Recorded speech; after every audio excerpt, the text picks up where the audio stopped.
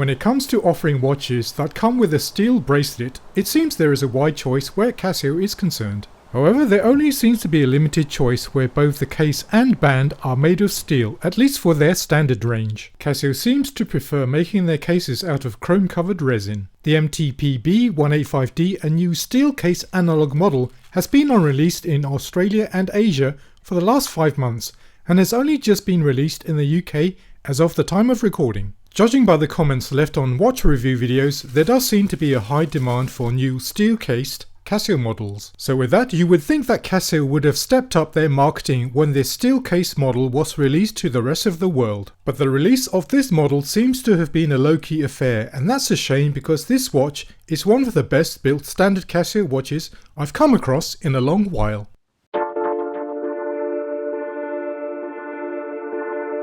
Steel case Casio models seems to be the reserve of the more premium Edifice line. So for them to release one as part of their sub $100 standard line is a rare occasion indeed. The MTP-B185D is a reissue of the MQ501 from the early 1990s. The difference here though is that unlike some recent Casio reissues, which have been criticised for being a lesser version of the original it's based on, this reissue is at least as good, and I would say even better than the original. The case dimensions are 40mm in length, 32.5mm in width, and is 7.3mm in depth. Although these dimensions seem to be small on paper, the watch wears larger than its size would suggest and would suit a wide range of wrist sizes. When compared to the AQ230, another Casio with a similar shape, you can see that it's a more substantial watch, even though the case width is larger by only 2mm. Now here's how it looks on the wrist, and my wrist size is 6.25 inches in circumference.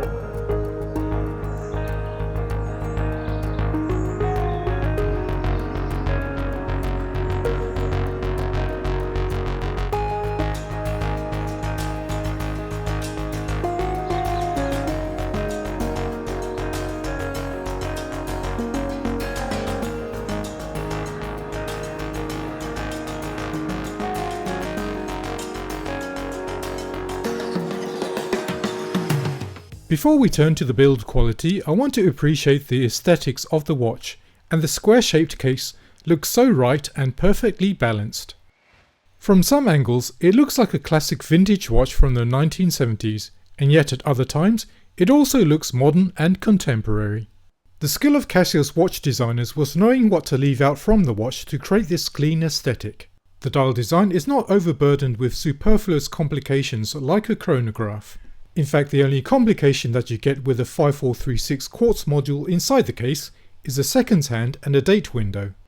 I would say that the design of the Casio is even more beautiful than the latest offering from Patek Philippe, the Cubitus. For me, the bezel surrounding the dial on that watch seems too thick, and the flanks that stick out from the sides of the case seem to serve no purpose other than perhaps to make the watch look wider than it actually is.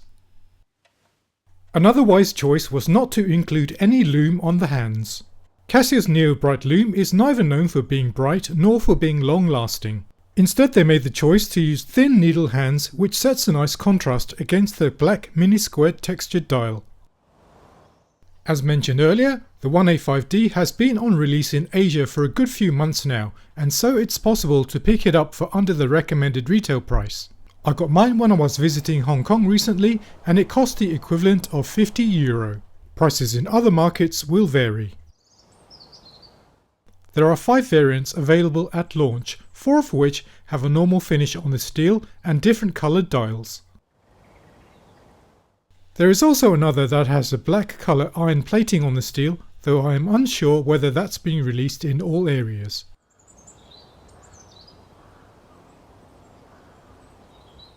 It's only when you pick it up with your hands can you appreciate the quality of the steel case of the MTP-B185D over the chrome coloured resin case of the AQ230 as an example.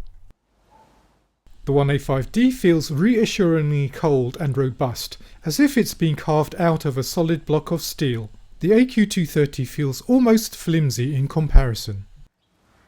You can notice the differences in weight too, as the 185D weighs 80 grams, whereas the AQ230 weighs 47 grams. The increase in weight is not a burden on the wrist to wear neither, thanks to its slim profile, which is marginally thinner than the AQ230.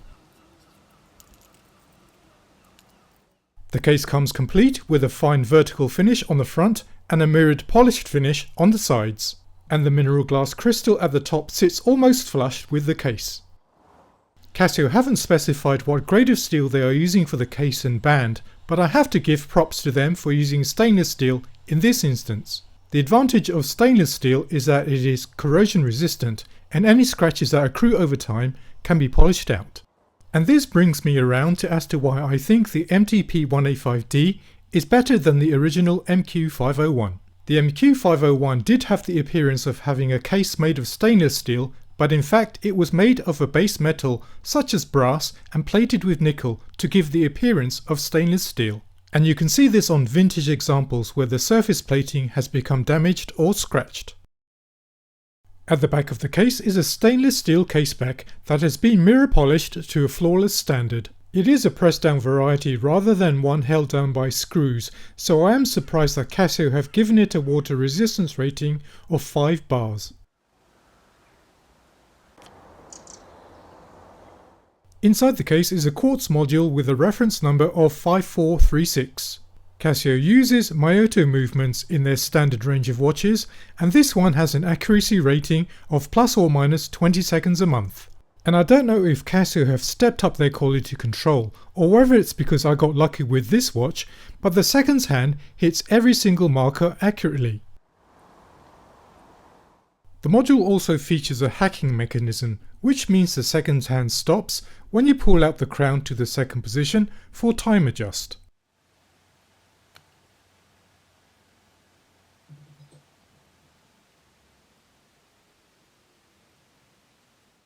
Move the crown over to the first position and you can adjust the quick set date, which also works flawlessly.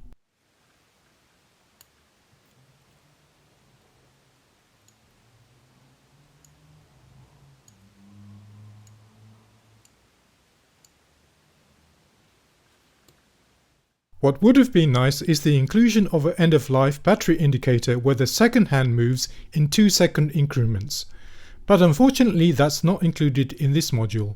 Finally, I'd like to mention the bracelet, which has a brushed finish at the top and is polished at the sides. It articulates very well and uses a movable clasp, so there's no need to remove any links.